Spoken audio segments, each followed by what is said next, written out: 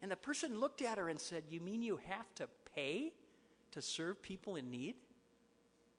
Why would you join something like that?"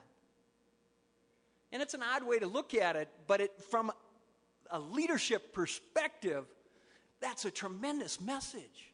We better make darn sure that we supply to our customers, our Rotarians, value for the dues that are paid. Whether it's up here at Rotary International, here at the district level, or right here at the club level. If we don't bring to you more, or at least as much as what you're paying in, we've got a problem. And so that's what we have to orient to, and that's what the new strategic plan tries to do. 3 priorities, just 3. First and foremost, support the clubs. In the context of supporting clubs, there are 3 key things that we look at. 1, we are encouraging clubs to be innovative and flexible. No one sitting in Evanston on a board of directors has a clue what you need to do in your club to make it vibrant and grow. Only you can hope to do that. And the problem is, continually, our leaders at the club level feel constrained. Feel like they have to do what's always been done, or they have to follow a certain set of rules to make it work. And what we're trying to do today and tomorrow is to say no.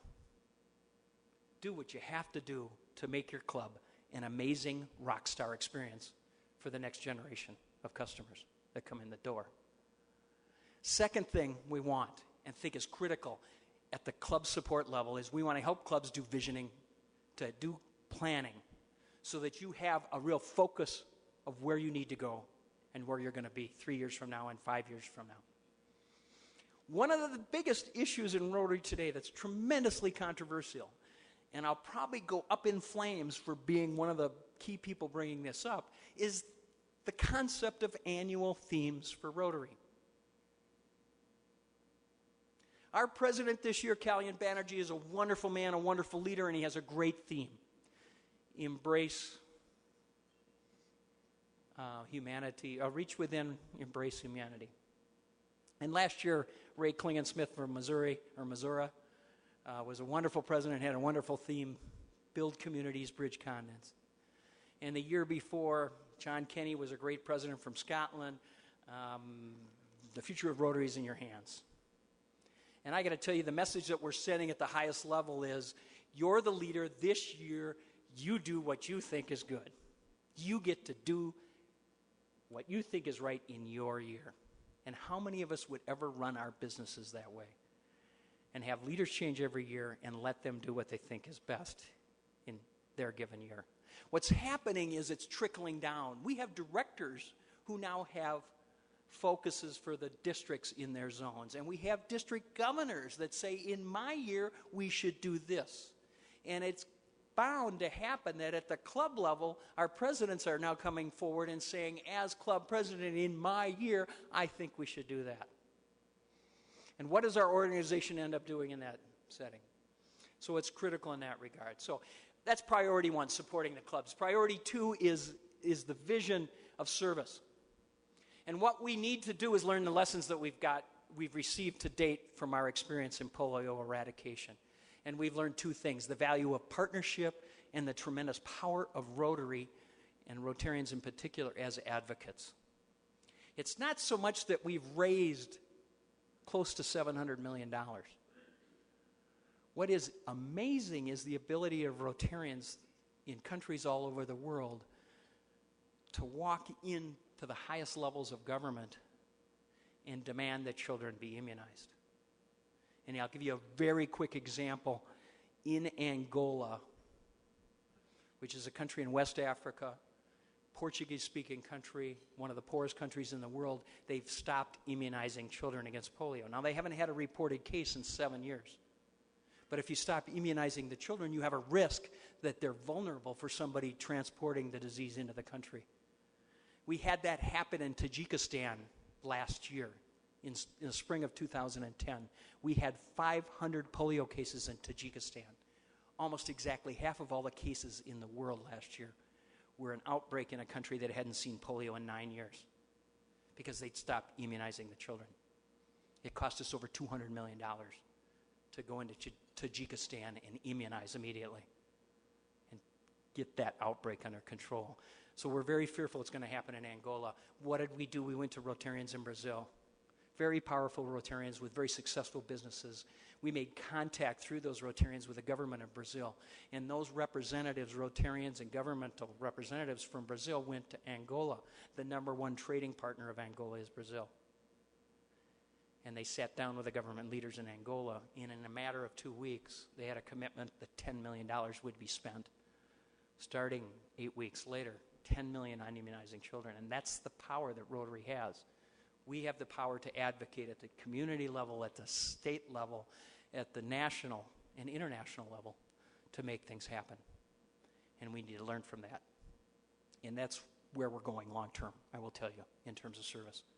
Increasing more our service, focusing it on a few things and do it well, but leverage the power of advocacy in the process. The third priority is public image, enhancing our public image. And it's a tremendous challenge. I went to the Bismarck, North Dakota Rotary Club, a great group of Rotarians. Their website hadn't been updated in 2.5 years. It had D.K. Lee's presidential theme from 2007. Who is going to join our clubs? If we want a 30-year-old to walk in the door, what's the first thing they're going to do? They're going to go to the website of that club. We have 29 trademarks in Rotary. Youth Exchange, Rotaract, RILA, Interact. Very few of them even have the wheel in it. Certainly very few have it as a dominant feature. So, starting with our new General Secretary, we started the process of analyzing our branding and our communications approach, and the new General Secretary has been charged with the duty of developing a true communications plan and a branding strategy and bringing it forward to the board at the January meeting. And it's critical for us moving forward. And hopefully what is developed there will provide tools of value to the clubs to make sure that across North America, when somebody comes in contact with Rotary, whether it's through Youth Exchange, Rotaract, Interact, through your peach sales, or through the club, that everybody gets the same Rotary wheel, the same word Rotary, and it appears in the same font style and the same message that's delivered. And the bottom line is, when we get done, we have to brand our organization with an image that we're proud of. And there's a young Rotarian out of Chicago who phrased it this way. She said, Rotary has made me a better friend, a better professional, and a better citizen of the world. Now that's a brand that we can be proud of. That's what we need to market. That's what we need to become. At every club, in every community, we need to be known as an organization that if you join, you'll become better. Through service, through networking, through getting to know the kind of people that you want to be sitting at the table with. So I will end with a quick story about service. And this is the other half that brought me to where I am. Somebody handed me a check one time for $100,000 for a water project and challenged me to get it matched. And so our district raised the money, and it put me on a plane. As a result of the money that was raised, we had the money before we had the project. And so I flew to Haiti. My first trip to a developing country. It was my first of 10 trips to Haiti. And on that trip, we visited a farm where we promised to the farmer that we would build outhouses in his community and drill a well. And he was so appreciative that he came out of his house, a 12 by 16 foot shack. He came out with a jar with 2 eggs in it. There were 8 of us there. And the last thing we wanted to do was take 2 eggs out of the mouth of the members of his family. He and his wife and her mother lived in that 12 by 16 foot shack with their 6 children. As he opened the jar with the 2 eggs in it, He was so nervous that he dropped both eggs in